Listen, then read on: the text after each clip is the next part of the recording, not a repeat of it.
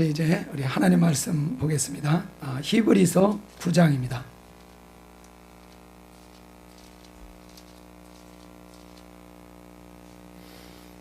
히브리서 9장 11절에서 22절까지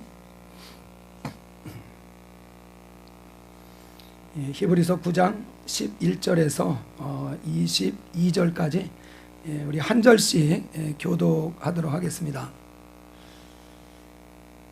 그리스도께서는 장래 좋은 일의 대제사장으로 오사 손으로 짓지 아니한 것 곧 이 창조에 속하지 아니한 더 크고 온전한 장막으로 말미암아 염소와 송아지의 피로 하지 아니하고 오직 자기의 피로 영원한 속죄를 이루사 단번에 성소에 들어가셨느니라. 염소와 황소의 피와 및 암송아지의 죄를 부정한 자에게 뿌려 그 육체를 정결하게 하여 거룩하게 하거든 하물며 영원하신 성령으로 말미암아 흠없는 자기를 하나님께 드린 그리스도의 피가 어찌 너희 양심을 죽은 행실에서 깨끗하게 하고 살아계신 하나님을 섬기게 하지 못하겠느냐. 이로 말미암아 그는 새 언약의 중보자시니 이는 첫 언약 때에 범한 죄에서 속량하려고 죽으사 부르심을 입은 자로 하여금 영원한 기업의 약속을 얻게 하려 하심이라. 유언은 유언한 자가 죽어야 되나니 유언은 그 사람이 죽은 후에야 유효한즉 유언한 자가 살아있는 동안에는 효력이 없느니라. 그러므로 첫 언약도 피 없이 세운 것이 아니니 모세가 율법대로 모든 계명을 온 백성에게 말한 후에 송아지와 염소의 피 및 물과 붉은 양털과 우슬초를 취하여 그 두루마리와 온 백성에게 뿌리며 이르되 이는 하나님이 너희에게 명하신 언약의 피라 하고 또한 이와 같이 피를 장막과 섬기는 일에 쓰는 모든 그릇에 뿌렸느니라. 율법을 따라 거의 모든 물건이 비로소 정결하게 되나니 피 흘림이 없음즉 사함이 없느니라. 아멘.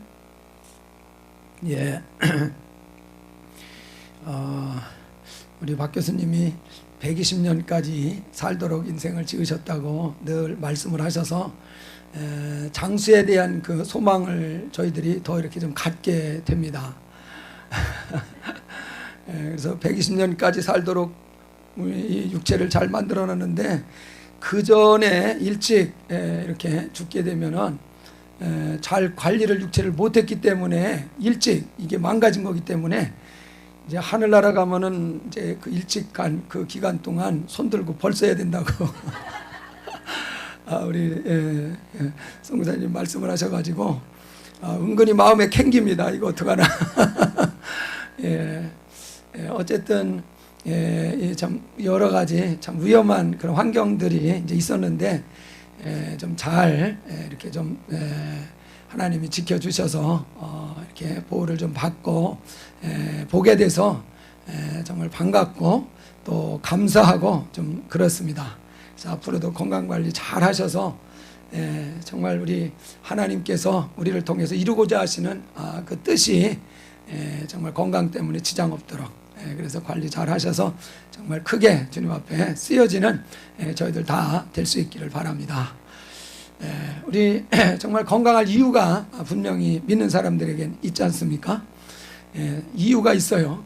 이 땅에 살아야 될 이유가 있다는 얘기입니다. 그 이유가 뭔지 아시죠? 왜 이 땅에 우리가 살아야 됩니까? 사실 이 땅 살아봐야 기쁜 일이 많습니까? 슬픈 일이 많습니까? 육신적으로 볼 때 성경대로 보면 슬픈 일이 더 많다고 그랬습니다. 뭐 편한 날이 많습니까? 힘들고 어렵고 수고하는 날이 더 많습니까? 수고하고 힘들고 어려운 날이 사실 많습니다. 앞으로는 좀 더 나아질 그런 희망이 여러분 있습니까? 할렐루야. 참 부럽습니다. 말씀상으로 보면은 별로 그런 소망도 없습니다. 뭐 보통 70이고 강건하면 80이라고 그러는데 그때까지 살아봐야 뭡니까? 수고와 슬픔 뿐이요 그랬습니다. 뿐이요 그 말을 잘 되새겨 들으셔야 됩니다. 뿐이라는 말은 오직 그것밖에 없다는 거예요. 네. 정말 모세만큼 화려한 인생을 사는 사람도 있겠습니까? 정말 그 가장 강력한 그 당시의 제국 이집트의 왕자로 40년을 지냈습니다. 그러면 뭐 누릴 만한 영광은 웬만큼 아마 누리는 그런 거 다 체험을 했을 것입니다. 근데 40년 뒤에는 아주 급전직하죠. 완전히 정말 그 신분이 거지꼴로 바뀌어가지고 미디안 광야에 가서 무명의 양치기 생활을 40년을 합니다. 그리고 나서 80세가 돼서 하나님 앞에 붙들려서 또 40년을 살아갑니다.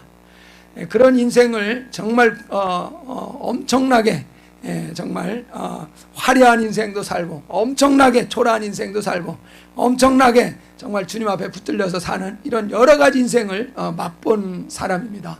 근데 그가 고백하기를 사는 그 인생의 자랑거리는 수고했다는 것과 슬픔뿐이다 그렇게 말을 했습니다.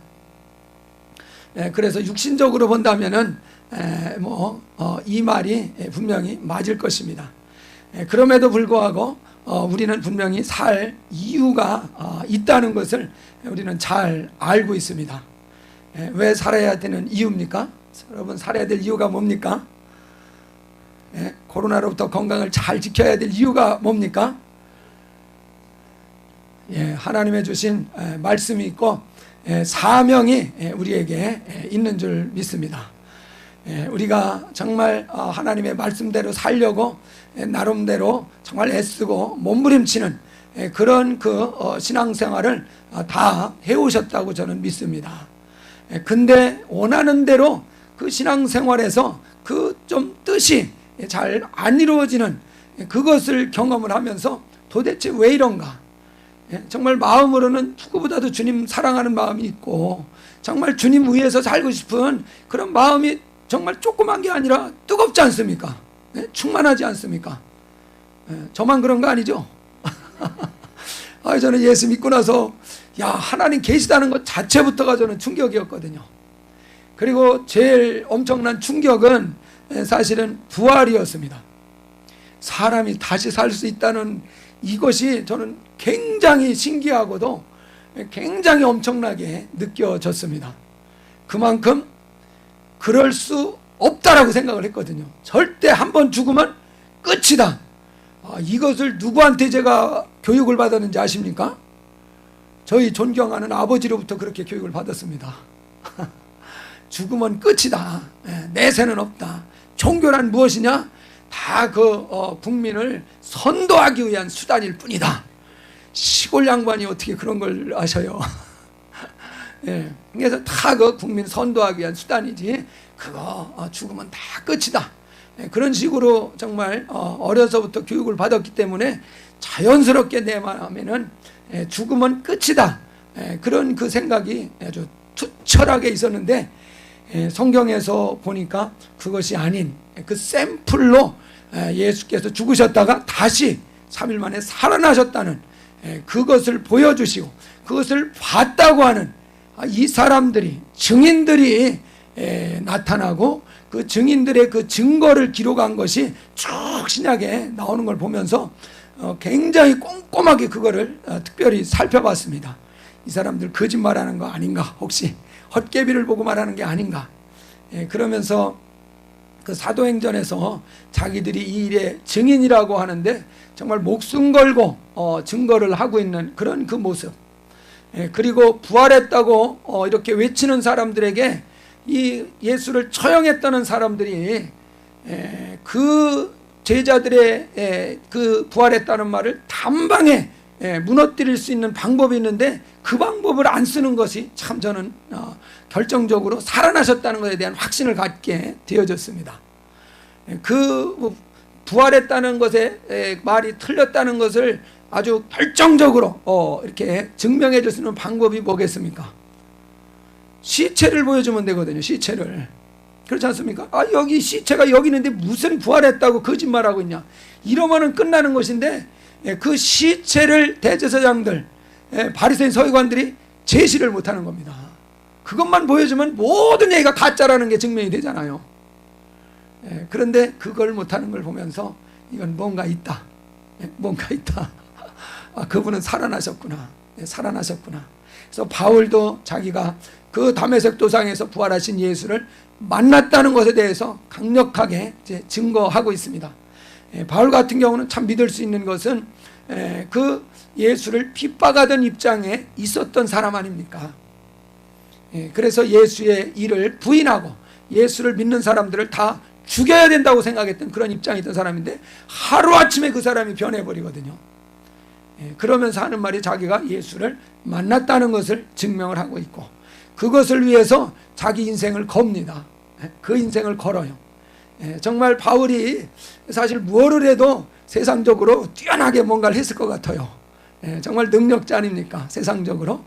그런데 그 모든 걸 다 버리고 정말 그 예수 부활하셨다는 것에 대해서 증명하고 그것을 증거하기 위해서 자기 인생을 거는 것을 보면서 이거는 뭔가 있다. 이건 진짜다. 그런 그 감동이 참 오는 것을 봤습니다. 우리도 정말 그 자기 인생을 걸 만한 일이라고 하면은 이건 보통 일이 아니지 않습니까? 내 인생을 걸 만한 것. 이 얼마나 엄청난 일입니까? 결혼을 하는 것도 내 인생을 거는 거잖아요. 근데 그것이 좀 착오였다 생각이 들어서 문제지. 그거 참 어쩔 수 없습니다.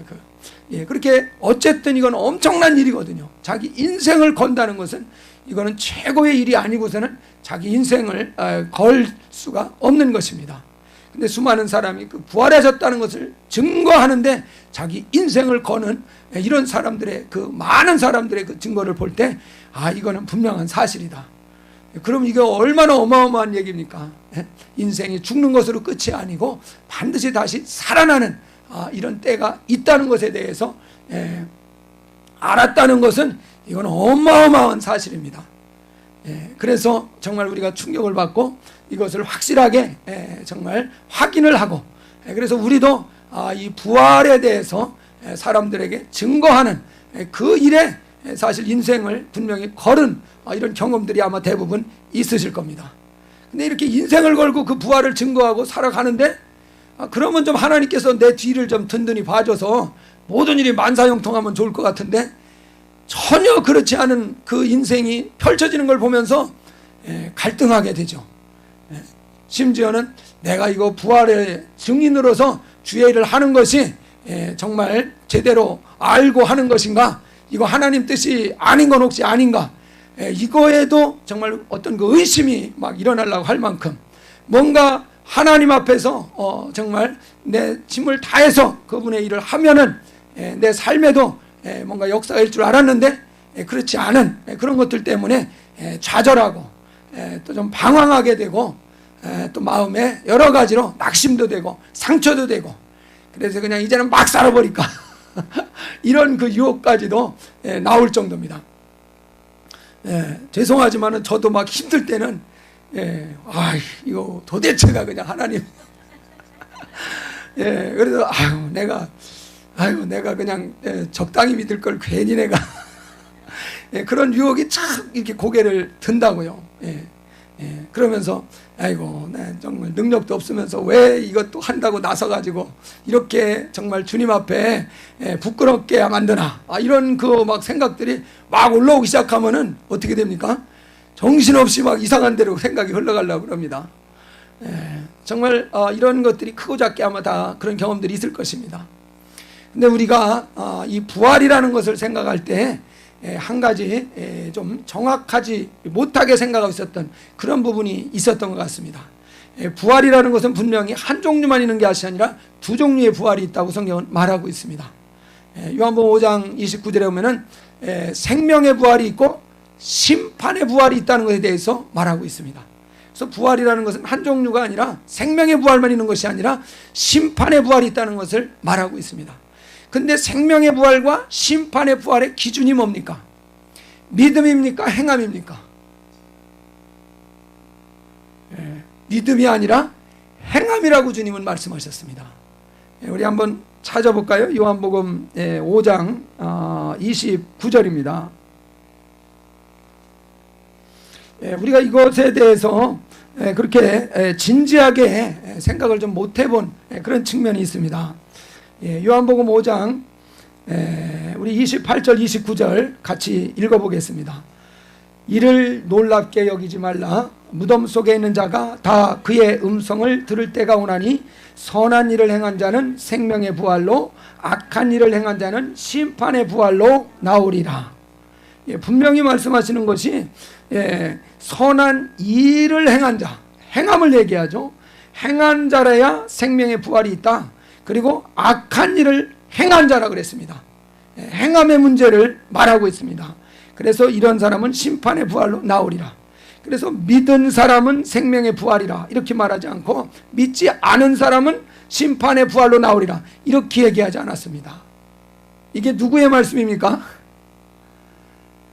예수 그리스도의 말씀입니다. 예수님의 입으로 직접 우리에게 가르쳐 주신 그런 그 말씀입니다.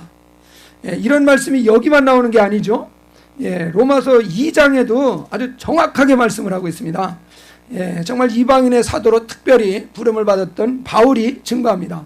로마서 2장 6절 이하에도 보시면 하나님께서 각 사람에게 그 행한 대로 보응하시되 참고 선을 행하여 영광과 존귀와 썩지 아니함을 구하는 자에게는 영생으로 하시고, 오직 당을 지어 진리를 따르지 아니하고 불의를 따르는 자에게는 진노와 분노로 하시리라.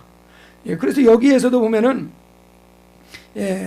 행한 대로 보응하신다 그랬습니다. 믿은 대로 보응한다 그러지 않고, 그래서 참고 선을 행해서 영광과 존귀와 썩지 않음을 구하는 자에게는 영생으로 분명히 갚아주시고, 또 당을 지어서 진리를 따르지 않고 불의를 따르는 자들에게는 진노와 분노로 분명히 갚으신다는 것에 대해서 바울 사도도 분명히 말하고 있습니다. 우리가 예루살렘 교회를 세우는 데 있어서는 12사도들이 중심이 되어서 세웠습니다. 그러나 12사도들이 헤롯 왕의 핍박으로 인해서 정상적으로 활동을 못하게 되어서 이제 다 예루살렘을 떠나서 외부에서 활동하게 될 때, 그때부터 이 주의 형제 야고보가 예루살렘 교회를 목회를 합니다. 그래서 초대교회의 중심이 되는 예루살렘 교회, 그리고 그 예루살렘 교회를 운영하고 목회해 나갔던 사람은 바로 야고보라는 사람입니다. 주의 형제 야고보. 그 주의 형제 야고보가 정말 초대교회의 중심이 되는 그런 그 인물이었는데, 그 인물도 분명히 이 행함에 대해서 강조하고 있는 그런 내용이 야고보서에 나오지 않습니까? 야고보서 한번 2장도 한번 찾아볼까요? 야고보서 2장 14절에 보면은 내 형제들아, 만일 사람이 믿음이 있노라 하고 행함이 없으면 무슨 유익이 있으리요? 그 믿음이 능히 자기를 구원하겠느냐? 구원을 하겠다는 것입니까? 구원을 못하겠다는 것입니까? 이 말의 뉘앙스는 구원을 받지 못한다는 의미로 얘기를 한 것이 분명합니다. 그러니까 여기에서 구원을 받느냐 구원하지 못 받느냐, 이거는 행함이 없으면 무슨 유익이 있느냐 그랬습니다. 그러니까 믿음이 있고 없고에 의해서 구원이 좌우되는 게 아니라 행함이 있느냐 없느냐에 따라서 구원이 좌우된다는 그런 얘기를 여기서 하고 있는 것을 볼 수 있습니다. 그런데 이런 그 말씀들을 우리가 그냥 은혜로 주의 공로를 믿음으로서 구원을 받는다는 이것을 너무 강하게 우리가 가지고 있다 보니까 심각하게 이 말씀들에 대해서 생각을 좀 하지 못하고 넘어가는 그런 일이 이제 있었습니다. 그러나 감사하게도 이것들이 무엇을 의미하는 말씀인지에 대해서 우리가 또 정확하게 이해할 수 있는 그런 그 눈을 열어 주셨습니다. 그래서 우리가 정말 이 부활을 소망하는 그런 소망을 가지고 있었는데, 이 생명의 부활을 이루기 위해서는 이 행함이 좌우한다는 사실에 대해서 말씀한 이것을 잘 기억하고 우리의 행실을 이제 바라보고 그 행실이 변화될 수 있는 이런 그 역사가 우리 가운데서 나타나는 것이 절대적으로 필요하다는 것을 우리는 잘 이해를 해야 됩니다. 그런 차원에서 오늘 읽은 이 본문 말씀에 보면은 우리 14절 말씀, 14절 15절 말씀 우리 한번 같이 읽은 지 좀 오래됐죠? 같이 다시 한번 읽어보겠습니다. 시작. 하물며 영원하신 성령으로 말미암아 흠없는 자기를 하나님께 드린 그리스도의 피가 어찌 너희 양심을 죽은 행실에서 깨끗하게 하고 살아계신 하나님을 섬기게 하지 못하겠느냐. 이로 말미암아 그는 새 언약의 중보자시니 이는 첫 언약 때의 범한 죄에서 속량하려고 죽으사 부르심을 입은 자로 하여금 영원한 기업의 약속을 얻게 하려 하심이라. 여기에 14절에 보시면은 영원하신 성령으로 말미암아 흠 없는 자기를 하나님께 드린 그리스도, 바로 그리스도가 흠이 없으신 분이었다는 것입니다. 그래서 그 그리스도의 피가 어찌 너희 양심을 죽은 행실에서 깨끗하게 하고 그랬습니다. 그리스도의 피가 행실을 깨끗하게 한다는 얘기입니까? 양심을 깨끗하게 한다는 얘기입니까? 양심입니다.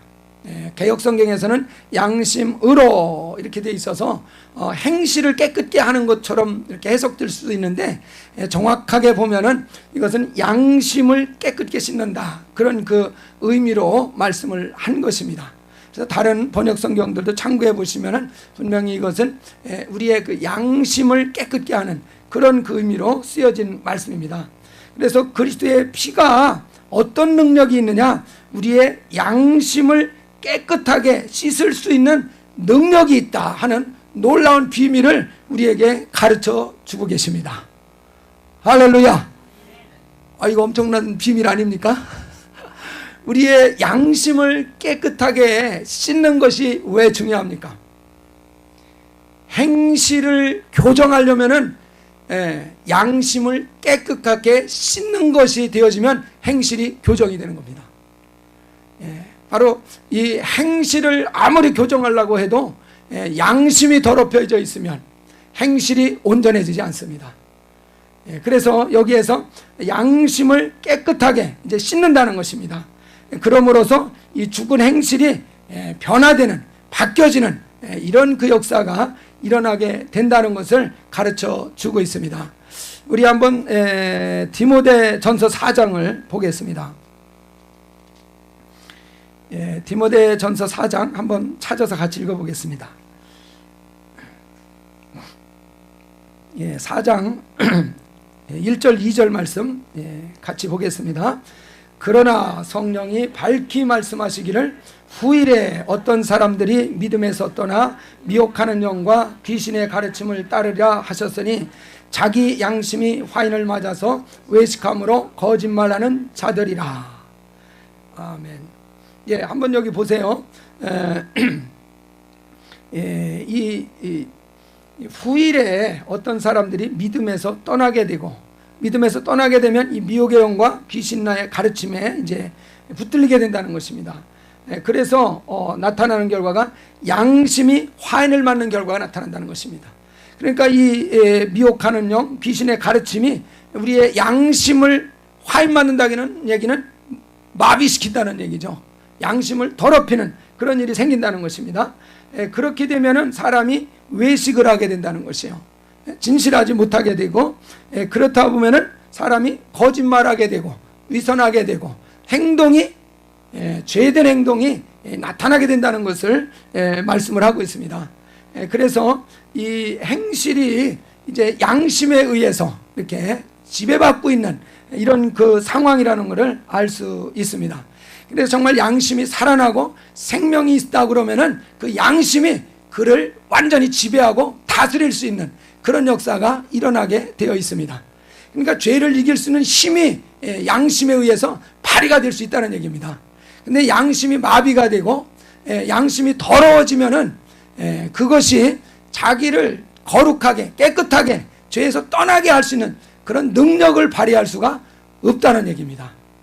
그래서 여기에서는 양심이 화인을 맞아버린 것으로 인해서 그들의 행실이 거짓된 행실, 죄된 행실로 이렇게 나가게 되는 것을 가르쳐 주고 있습니다. 그래서 우리의 양심을 이제 살려내는 바로 이것이 이루어질 때 그 양심이 이제 죄를 이길 수 있는 능력을 얻어서 거룩한 이런 삶으로 나아가는 것이 가능해집니다. 우리 이 디모데 후서 그 다음에가 디도서인데 디도서도 한번 보겠습니다. 디도서 1장 디도서 1장 우리 13절부터 16절까지 쭉 한번 보겠습니다. 이 증언이 참되도다. 그러므로 내가 그들을 엄히 꾸짖으라. 이는 그들로 하여금 믿음을 온전하게 하고 유대인의 허탄한 이야기와 진리를 배반하는 사람들의 명령을 따르지 않게 하려 함이라. 깨끗한 자들에게는 모든 것이 깨끗하나 더럽고 믿지 아니하는 자들에게는 아무것도 깨끗한 것이 없고 오직 그들의 마음과 양심이 더러운지라. 그들이 하나님을 시인하나 행위로는 부인하니 가증한 자요 복종하지 아니한 자요 모든 선한 일을 버리는 자니라. 아멘. 이 16절에서 말씀하지 않습니까? 그들이 하나님을 시인한다 그랬습니다. 은혜를 받은 사람이죠. 그러니까 하나님 주신 은혜를 인정하는 그런 것은 하지만은 행위로는 부인한다는 것입니다. 은혜는 받았지만은 행실은 세상 사람과 똑같은 이런 모습을 여기에서 그대로 표현을 하고 있는 구절입니다. 이런 사람은 어떻다고 말씀하셨습니까? 어떤 사람으로 평가하셨습니까? 가증한 자라고 그랬습니다. 그리고 복종하지 아니하는 자다. 나는 은혜를 믿었으니까 하나님 복종한 거 아니냐, 하나님 순종한 거 아니냐, 그럴지 모르지만 그렇지 않다는 겁니다. 복종하지 않은 사람이다. 모든 선한 일을 버린 이런 그 사람이다. 이렇게 설명하고 있습니다. 그래서 우리가 이 믿음만이 아니라 이 행함이라는 것의 그 부분이 얼마나 중요한지 말씀하고 있습니다. 근데 요 구절이 있기 전에 15절에 보면은 깨끗한 자들에겐 모든 것이 깨끗하다. 여기서 깨끗하다는 것은 우리의 이제 양심이 깨끗한 것을 말하는 거겠죠. 그리고 더럽고 믿지 아니하는 자들에게는 아무것도 깨끗한 것이 없다. 오직 그들의 마음과 양심이 더러운지라 그랬습니다. 그래서 이 말씀을 보면서 저도 생각나는 게 하나가 있는데요. 이제 저희 집 큰애가 이제 같이 한 1년 살다가 이제 저쪽 뉴욕으로 이사를 갔거든요. 직장이 그쪽에 생겨가지고. 그리고서 이제 짐들을 다 챙겨갔는데, 이렇게 이제 머리 깎는 가위 들은 가방을 놓고 갔나 봐요. 찾아도 없어가지고 전화를 한 거예요. 그래서 그거 혹시 방에서 봤냐고 그래서 나 못 봤거든요. 솔직히 못 봤어요. 그래서 못 봤다고 그럼 내 찾으면은 이제 알려주면 뭐 그러고서 끊었는데 마음속에서 어떤 생각이 들어오냐면은 이 말을 제가 안 믿으면 어떡하지? 요새 이발 도구가 얼마나 귀한지 아시죠? 이발 도구를 살라고 해도 살 수가 없습니다. 모르세요? 아시잖아요. 그러니까 아이 시아버지가 쓰려고 몰래 감춰놓고 거짓말하는 거 아닌가? 그런 생각이 올라오는 거예요. 이게 누구 문제입니까?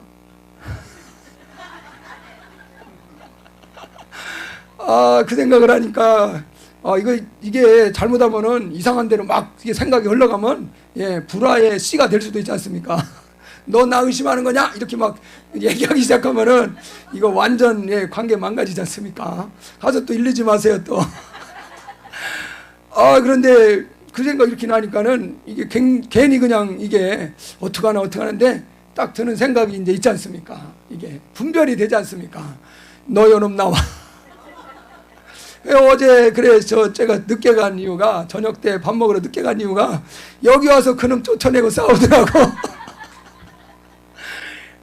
근데요 이게 이제 한 번 두 번 야 이놈의 새끼 나가. 근데 이게 진짜 올라온 거예요. 이게 싸움이 진짜 붙은 거예요. 싸움이. 그래가지고 그냥 아무도 없으니까 얼마나 마음 편하게 그냥 소리를 지르는지 그냥 시원하게 싸웠습니다. 그래가지고 정말 깨달은 것을 우리 이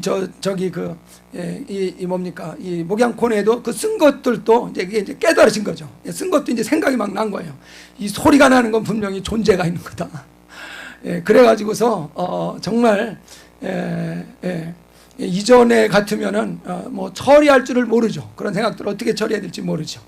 근데 그냥 대놓고서 그냥 있는 힘을 다해서 이전에 못 해봤던 그 욕까지 다 동원을 해가지고서 정말 이런 그 분명히 소리가 나는 건 존재라는 것이거든요. 존재가 있다는 것이지 않습니까? 그래서 하여튼 대적하고 정말 싸우는 이러한 그 일들을 할 수 있다는 것만으로도 참 다행이다 하는 그런 그 생각을 좀 가졌습니다. 그래서 참 이게 여기서도 꼭 그 말씀 아닙니까? 깨끗한 뭡니까? 깨끗한 사람들에게는 모든 것이 어떻게 보여요? 깨끗하게 보인다는 것입니다. 그런데 더럽고 믿지 않는 사람들에게는 아무것도 깨끗하게 보이는 것이 없다는 것이요. 그리고 그들의 마음과 양심이 더러운 그런 그 상태라는 것입니다. 여러분, 제가 깨끗하게 보입니까? 더럽게 보입니까? 할렐루야. 이 상황에서 더럽게 보인다고 할 사람은 없겠죠. 예. 예, 그러니까는, 이제 앞으로 알아서 하십시오. 알아서 하십시오. 물론 자기가 깨끗한 입장이 되었는데, 다른 사람의 더러움이 아마 보일 수도 있을 것입니다. 근데 그것은 아마 그럴 경우에는 그 사람이 미워지지 않을 겁니다. 미워지지 않고 너무너무 긍휼히 여겨질 것입니다. 아유, 저 영혼이 뭔가 또 악한 것이 또 저를 붙들고 있어서 저가 그 악한 것에게 지금 이용을 당하고 있구나. 저 악한 놈을 어떻게 이제 해결해 줘야 될 것인가. 이런 어떤 정말 안타까운 마음, 정말 이렇게 뭔가 긍휼히 여기는 이런 그 마음, 이런 그 마음이 분명히 자연스럽게 이렇게 일어나게 될 것입니다. 그렇게 일어나는 것뿐만 아니라 정말 이제 새벽 기도 나와서 열심히 그분을 위해서 부르짖어 기도하는 일까지도 할 줄 믿습니다. 할렐루야. 그렇게 될 수밖에 없잖아요. 깨끗한 사람은 자연히 그렇게 아마 나아갈 수밖에 없을 것입니다. 근데 우리는 이게 잘 안 되고 잘 분별도 안 되고 그러다 보니까 여러 가지로 정말 속게 되고, 그래서 정말 혼란도 생기고 가정 간에 어려움도 생기고 또 교회 안에서도 여러 가지 정말 힘들고 어려운 일들이 이렇게 일어나고 있는 그런 것들을 우리가 이제 깨닫게 되는 것입니다.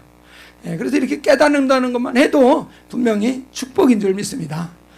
그래서 저희가 이 말씀을 통해서도 분명히 우리에게 가르쳐 주는 것은 우리의 심령이, 특별히 우리의 그 양심이 깨끗하게 이렇게 닦여져야, 그래야 우리가 행실이 거룩하게 이루어지는 이런 그 역사가 일어나게 된다는 것을 성경은 잘 가르쳐주고 있습니다. 그래서 우리 양심을 살려내야지 되는 것이에요. 양심을 살려내야 돼요. 그래서 세상 사람들도 양심에 털났다고 그러나요? 하여튼 그 양심의 문제를 이렇게 지적하는 그런 이야기들을 하고 있습니다. 그것이 이제 뭔가 나쁜 행동을 하고 속이는 행동을 하고 그러면은 양심이 털났다, 양심이 삐뚤어졌다, 이런 표현도 쓰더라고요. 그러니까 양심의 문제라는 것을 어렴풋이 알고 있는 겁니다. 그래서 이 그리스도의 피로 우리의 양심을 깨끗게 씻을 수 있는 능력이 바로 그리스도의 피에 있다는 사실을 이 14절 말씀은 우리에게 가르쳐 주고 있습니다. 어떤 것으로도 우리의 양심을 더럽게 만들어 놓은 이것을 씻어줄 수 있는 능력이 어떤 것으로는 또 우리에게 정말 나타날 수 없습니다. 씻어낼 수 없을 것입니다. 특별히 그리스도의 피라고 하는 것에 주목을 하셔야 됩니다. 예수의 피라는 말도 나오고 그리스도의 피라는 말도 나옵니다. 예수의 피라는 말은 어떻게 보면 정상적이고 좀 편하게 이렇게 이제 얘기가 되는데, 그리스도의 피라는 말은 조금 좀 어색할 수도 있습니다. 그래서 전에 있던 그 전도사님 집에 가보면은 큰 액자를 이렇게 만들어놨는데 예수의 피자는 더 크게 써서 이렇게 해놨어요. 근데 그 집도 말마다 그냥 지지고 볶고 합니다.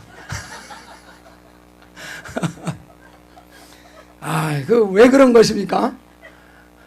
아마 제 말을 다 이해하실 수 있는 분은 이해하실 거예요. 하여튼 왜 예수의 피가 있는데 그렇게 날마다 어려움이 있습니까? 그리스도의 피에 대한 그 능력을 이해하지 못한 것입니다. 예수의 피에 대해서는 잘 알았습니다. 그 피로 인해서 죄 용서함 받고 우리 영이 구원을 받았다는 사실을 잘 알아야 됩니다. 그리고 우리의 우리의 양심을 씻어주는 그 능력은 그리스도의 피에 있다는 사실입니다. 그 예수의 피나 그리스도의 피나 다 똑같은 거 아니냐, 그렇게 말한다고 그러면은 부정할 수는 없습니다. 그러나 그 효과가 분명히 차이가 있다는 사실은 분명히 성경은 말하고 있습니다. 예수의 피를 통해서 우리 영의 죄가 이제 완전히 씻어졌습니다. 그러나 우리 혼의 죄, 양심을 깨끗게 하는 것은 이 히브리서 9장 14절 분명히 예수의 피라고 표현하지 않고 그리스도의 피라고 표현을 했습니다. 그래서 이 그리스도, 예수는 마리아 몸을 통해서 이 땅에 말씀이 육신이 되어서 태어난 그 아기를 예수라고 이름을 지었습니다. 그러나 그리스도는 이 땅에 태어나기 전부터, 창세 전부터 계셨던 분이십니다. 그래서 모세도 그리스도를 위해서 능욕을 당하는 것, 이 고난을 당하는 것을 이 세상의 모든 재물이나 보화보다도 더 귀하게 여겼다고 표현을 하고 있습니다. 그러니까 이미 모세 시대에도 그리스도께서 모세에게 나타나셨다는 사실을 말씀하고 있는 것입니다. 거기에서 예수가 나타났다고 하지 않습니다. 그리스도를 위해서라고 표현을 하고 있습니다. 그래서 이 그리스도의 피라는 것이 무엇입니까? 정말 예수의 피 하면은 뭐 33세 된 청년의 피를 생각할 수 있을지 모르지만은, 그러나 그리스도의 피 하면은 창세전부터 계시니 정말 영원 후에까지 계시는 그분의 생명이라는 것을 의미하는 것입니다. 그 생명, 그 생명이 우리 안에 오게 되면은 얼마든지 우리의 양심까지도 살려낼 수 있는 능력이 된다는 것입니다. 그 생명이, 그리스도의 피가 우리의 양심을 얼마든지 살려낼 수 있는 능력이 된다는 사실을 믿으시기 바랍니다. 그래서 그 피를 믿고 그리스도의 피를 의지할 때 그 피의 능력이 우리를 고쳐낼 것입니다. 우리의 양심을 완전히 깨끗하게 살려낼 것입니다. 바로 광야 생활을 할 때에도 광야 40년 되었을 때 놋뱀 사건이 일어납니다. 불뱀이 나와서 그들을 다 물을 때에 놋뱀을 만들어서 장대에 매달으라고, 그리고 그 놋뱀을 바라보는 사람마다 뱀에게 물린 것에서 다시 치료가 되는 역사가 나타날 것이라고 말씀해 주셨습니다. 정말 놀라운 역사 아닙니까? 그 뱀에게 물린 자들이 그 장대에 달린 놋뱀을 바라보면은 그 바라보는 순간에 그 물린 독에서 해방되는 이런 그 역사가 나타났습니다. 바로 십자가에 달린 그리스도의 예표가 이 놋뱀이 장대에 달린 그런 사건 아니겠습니까? 그래서 그리스도의 피공로를 믿는 사람, 바로 그리스도의 피의 능력을 의지하는 사람, 이것을 정말 붙드는 사람에게 놋뱀을 바라볼 때와 같이 정말 그 더럽혀진 것들, 바로 뱀이 물어서 우리에게 들어온 모든 사망의 독들, 이것들에서 다 벗어날 수 있는 권세와 능력이 우리 가운데서 확실하게 나타날 줄 믿습니다. 그래서 우리가 예수의 피와 그리스도의 피를 구분을 한다는 것이 이렇게 우리에게 도움이 된다는 사실입니다. 물론 하나의 피지만은 구분을 한다 그럴 때, 이걸 구분해 놓을 때 우리에게는 엄청난 신앙의 정말 능력이 나타난다는 사실이에요. 그래서 우리가 분명히 그리스도의 피가 우리 양심을 깨끗게 씻어준다고 그랬기 때문에 그 피를 통해서 우리가 깨끗하게 양심이 씻어진다 그러면 분명히 우리의 행실도 자연스럽게 깨끗한 양심으로 행하기 때문에 거룩한 행실로 변화되는 역사가 나타나게 될 것입니다.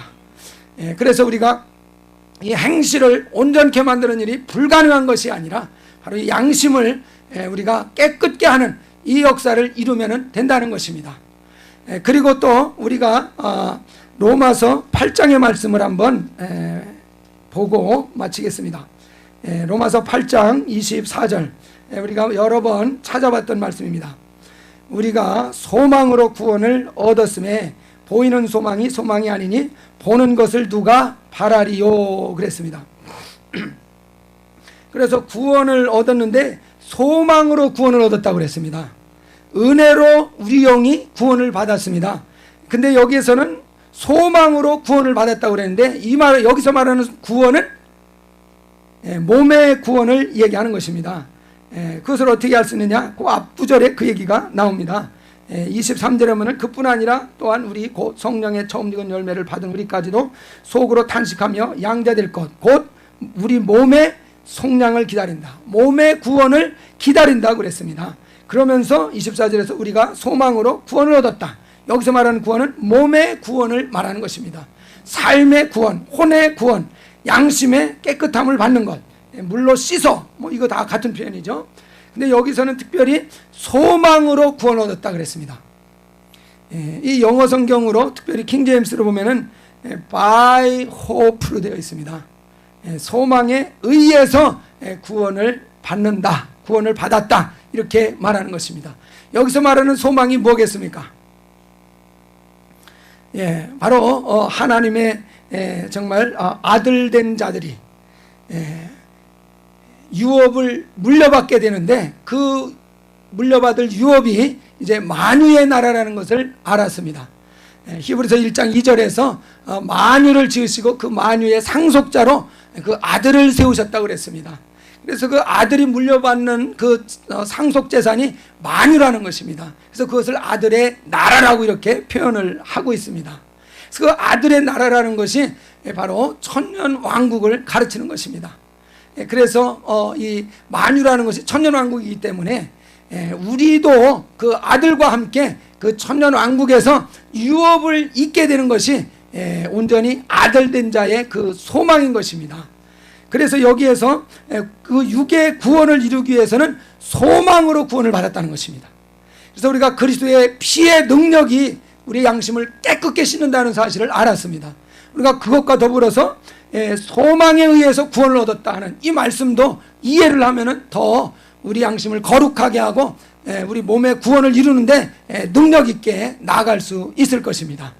분명히 우리가 바라는 것이 이 땅의 유업을 얻는 것이 아니라 저 만유를 유업으로 얻게 된다는 그 소망을 확실하게 알고 확실하게 붙들게 되면은 분명히 이 땅에서 이 육체의 정말 유혹을 초월할 수 있는 그런 능력이 더 강력하게 나타나게 될 줄 믿습니다. 그래서 항상 이 소망을 바라보고 이 소망을 붙드시기를 주의 이름으로 축원합니다. 그래서 이 강력하게 정말 이 소망을 바라보고 있다면 분명히 몸의 구속을 이루는데 큰 능력이 나타나게 될 것입니다. 그래서 여기에서 소망으로 구원을 얻었다 그렇게 말합니다. 이 소망이 또한 우리의 몸의 구속을 이루는 능력이 된다는 것을 가르쳐 주고 있습니다. 그래서 그리스도의 피와 정말 이 소망을 굳게 붙드심으로써 양심을 정결케 하고 양심이 완전히 정말 생명으로 충만해지고 살아나서 능히 자기의 그 육체를 지배할 수 있는 이런 역사가 우리 가운데 일어나서 정말 몸의 구속을 잘 이루시고 그래서 그 소망의 나라를 온전히 소유할 수 있는 우리 모두가 될 수 있기를 주의 이름으로 축원합니다. 기도하겠습니다. 우리 시간에 기도하실 때 정말 우리의 소망이 육체에 있지 않고 이 땅에 있지 않고 이제 만유를 얻는 유업으로 얻는 이것에 있습니다. 바로 이것을 위해서 우리에게 그리스도의 피를 주시고 분명한 소망을 알려주셨습니다. 이것을 의지해서 온전히 몸의 구속을 이루어갈 수 있는 이 신앙생활 계속해서 정말 이제 힘써 달려갈 수 있는 우리가 될 수 있도록 간절히 통성으로 기도하겠습니다.